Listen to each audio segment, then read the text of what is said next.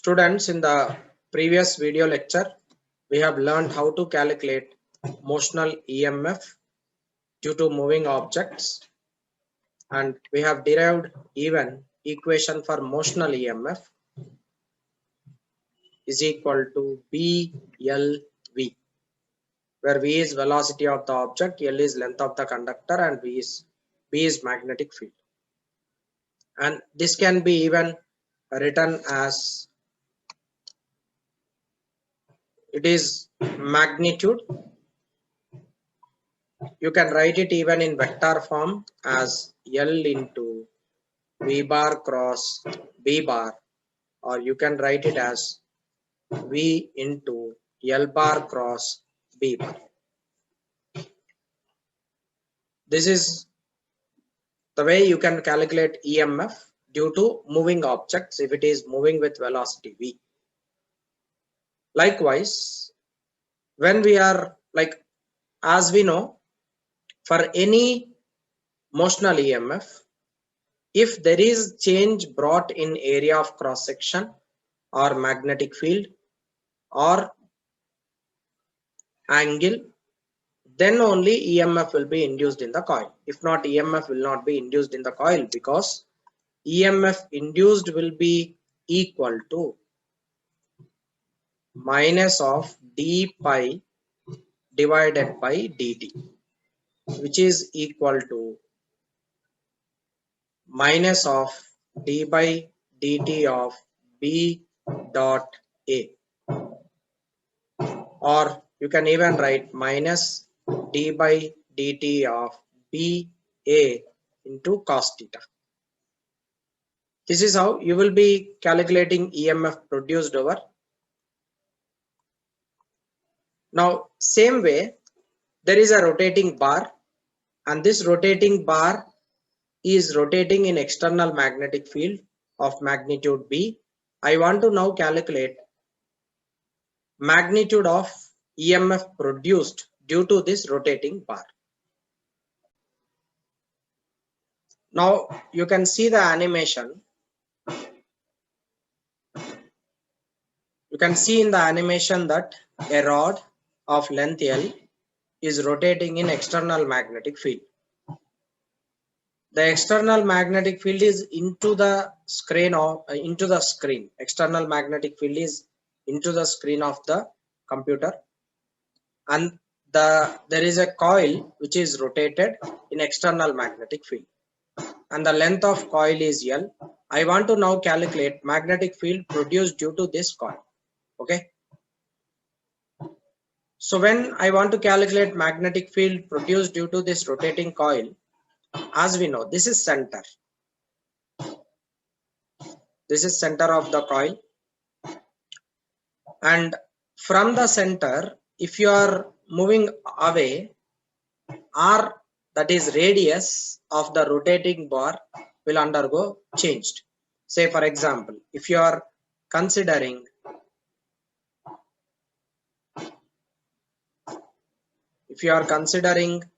velocity of the particle at this position, it is in this direction.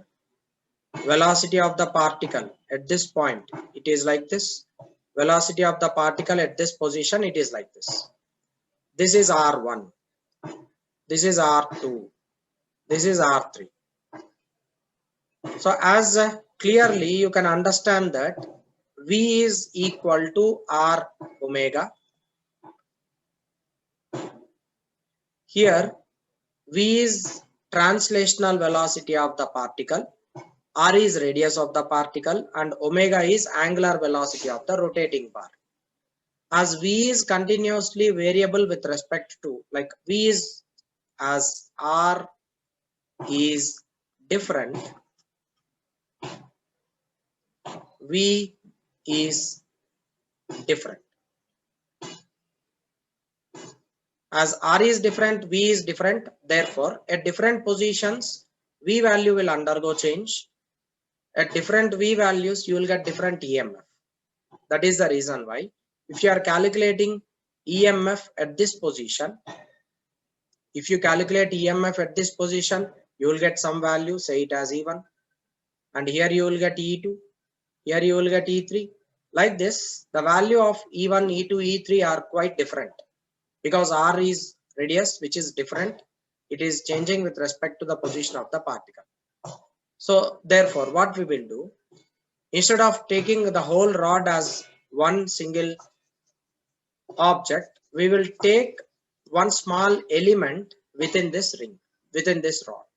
I'll now consider one small element here. This is the small element. This element width I am considering it as dr, and this element have some velocity v in this direction, which is located at distance r from the center of the rotating rod. Now first, because of this very small element, I will be calculating dE. dE is the EMF induced because of this very small element. So first I will calculate EMF induced due to this small element. dE can be written as B into L is length of this element. Length of that element is dr into V is velocity. Velocity V is equal to r omega. It is B into dr into r into omega. So dE is equal to, of course, there will be one negative sign here, negative sign, minus B omega into r dr. In order to calculate net EMF, what I do? EMF induced will be equal to integration dE, which is equal to minus of B omega into integration r dr. Limits are from, at the center if I take the element, small r will be equal to 0. At the end B, if I take the element, it will be capital L. So it will be L, which is length of the rod. This is equal to minus B omega into r dr is equal to r square by 2. Limits are from 0 to capital L. Therefore, EMF induced can be written as minus B omega into L square divided by 2, which is minus half B omega into L square. This is equation for EMF produced due to a rotating bar in external magnetic field. And the direction of EMF induced can be obtained by Fleming's right hand rule. Okay, so you can take this right hand rule. Magnetic field is into the plane of the board, and this is the direction of current, and this is the direction of velocity. Now if I observe, if you see there, magnetic field is into the screen, velocity is in the direction which I have representing my thumb, and the middle finger, this finger is representing current in the circuit. So therefore, current in this particular coil will be towards the center, and that current is in this direction. This is direction of current.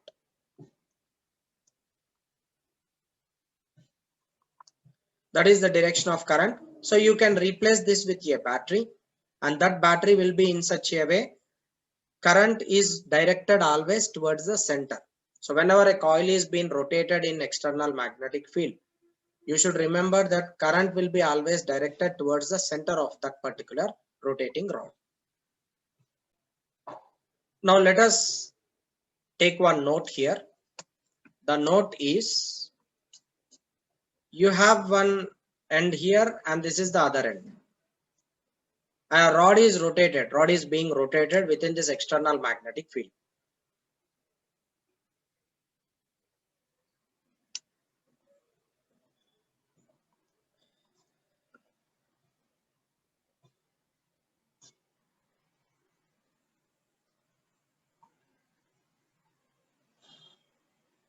This is how rod is being rotated with some particular radius. Now because the rod is rotating here, there will be some EMF induced, and that EMF induced will be equal to half, I'm just taking the magnitude, half B omega into L square, where L is length of the conductor. Now this acts, because of this there will be some EMF induced, and that is E. Now let me take one more rod. Let me take one more rod, and that rod is here. Let me take one more rod, it is here. Let me take one more rod, it is here. Let me take one more rod, it is here. Now because of these rods, there will be EMF induced E, there will be induced EMF E. All these rotating rods will produce some EMF in the conductor. Okay. Now you can replace these with batteries. The EMF produced due to first rod, second rod, third rod, all the rods will be equal. Therefore, the EMF induced over here because of all the rods is the same value, and they are treated to be connected in parallel. You can check it up. This is connected in parallel with this, and all these rods are connected in parallel. Whenever you are connecting cells in parallel,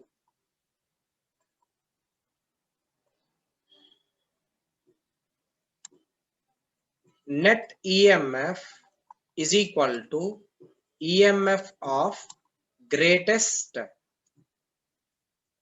individual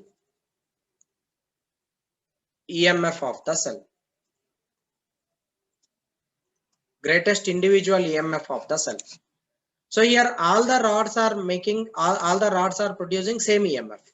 Therefore, EMF induced because of all these rods are same, and all of them are connected in parallel. That's the reason why EMF induced will be same. It is half B omega L square. So if all rods are rotated with same angular velocity and have same length,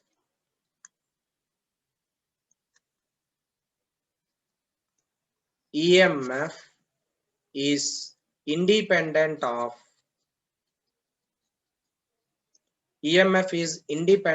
of number of such rods. As many number of rods may be there, it is similar to EMF produced due to just one rod. That's the important note you should remember. Students, here there is a rod, and like there are 10 metallic spokes, each of 0.5 meter long. Is rotated with angular velocity omega, which is equal to 120 revolution per minute. This is equal to 120 into 1 revolution is 2 pi radian divided by 60 seconds. This is equal to 6 to 12, and this 0 gets cancelled. It will be 4 pi radian per second is omega.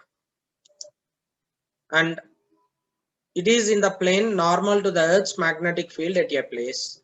If the magnitude of magnetic field B is equal to 0.4 Gauss, that is 0.4 into 10 power minus 4 Tesla. This is in SI system. What is the induced EMF between the axle and the rim of the wheel? So clearly we have mentioned in the previous slide that EMF induced is independent of number of spokes in the rotating wheel. Therefore, EMF induced will be equal to half B omega into L square. This is equal to half. Magnetic field is 0.4 into 10 power minus 4 Tesla. Omega is 4 pi radian per second into L. L is length of the conductor, 0.5 whole square. This gives you EMF induced. calculate this, you can write down the answer. Next question, look here. A metal rod of resistance 20 ohm is fixed along a diameter of a conducting ring of radius 0.1 meter and lies on XY plane. There is a magnetic field of B 50 Tesla, and that is in K cap, in the sense it is along positive Z axis. The ring rotates with an angular velocity omega about its axis. An external resistance of 10 ohm is connected across the center of the ring and rim.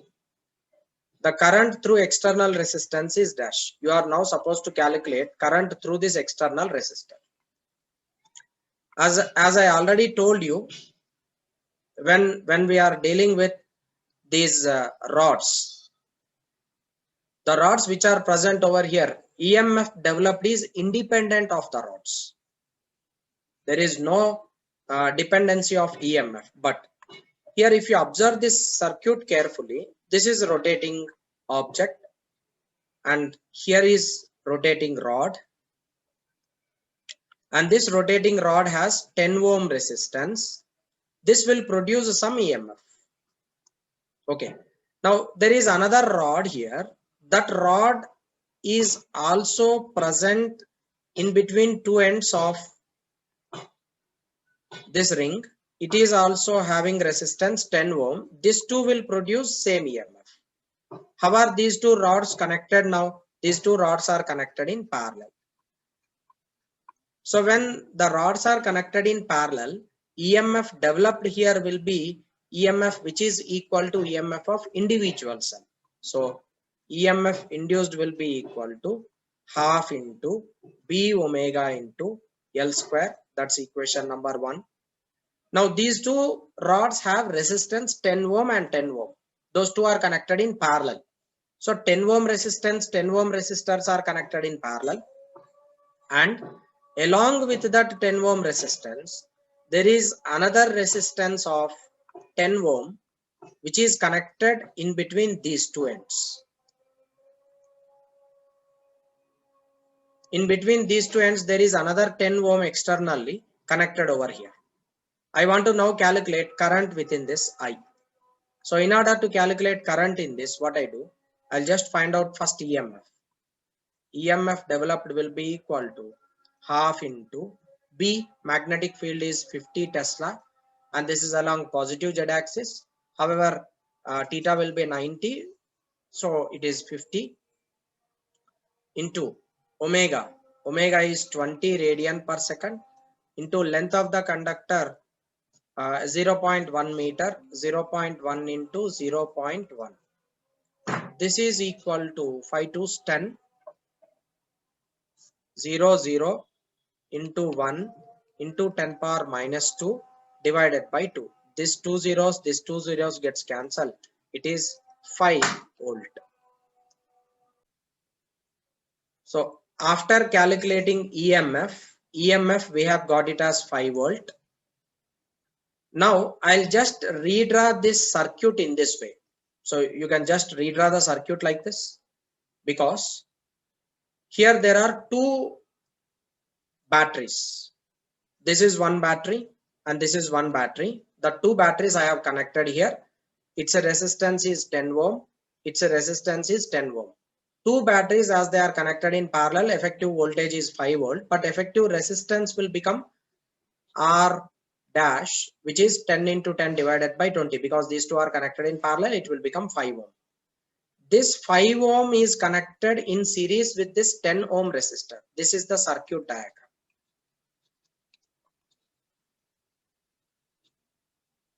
This is circuit diagram. I want to now calculate current in this 10 ohm resistor. So in order to calculate current in this 10 ohm resistor, I will be writing it as I is equal to V divided by net resistance, because 5 ohm and 10 ohm both are connected in series. It will be 5 divided by 10 plus 5, which is equal to 1 divided by 3. So I will be equal to 1 by 3 ampere. This is current in the circuit. Students, so far we have learnt EMF developed due to a rotating rod. EMF developed due to rotating rod is equal to half B omega into L square. This is EMF developed over there. Now, instead of this rotating rod, if you are taking a disc, and if this disc is rotated, what would happen? So this was first demonstrated by Faraday, and therefore it is called Faraday's disc dynamo. Dynamo is that which converts mechanical energy into electrical energy. This is called Faraday's disc dynamo because when the disc is rotated, it is producing some EMF. Now, here is a disc. In order to calculate total EMF due to this disc, what I do, it's very simple logic you can understand. I'll take each part, like in order to calculate this total EMF developed due to this disc, what I do, I'll just consider this as a small element of the disc, this as small element of the disc, this as small element of the disc. I'll cut this disc into as many parts as possible. I'll cut this into as many parts as possible, and each part is dl, and EMF produced will be dE.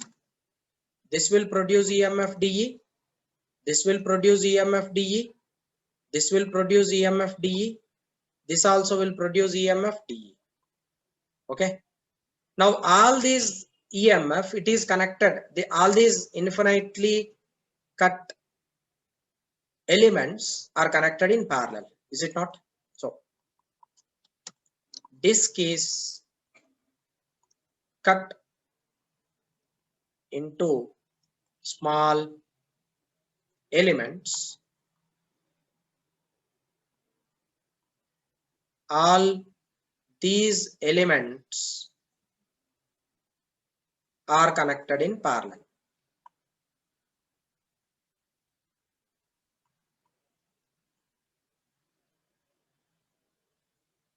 All these elements are connected in parallel. So whenever these elements are connected in parallel, so this is identical to all the cells which are connected in parallel. Therefore, E effective will be equal to EMF produced due to single element. It is EMF produced due to this single element. Okay, single element length is dl. So if you integrate that total, you will be getting total length of that particular disk. It is nothing but radius of the disk. So I'll be simply writing integration dl, which will be equal to radius. This is r. Okay, this is how you can consider EMF produced over here. Because of this very small element, first I will calculate dE, and that dE, if I calculate, you will be using this relation. dE will be equal to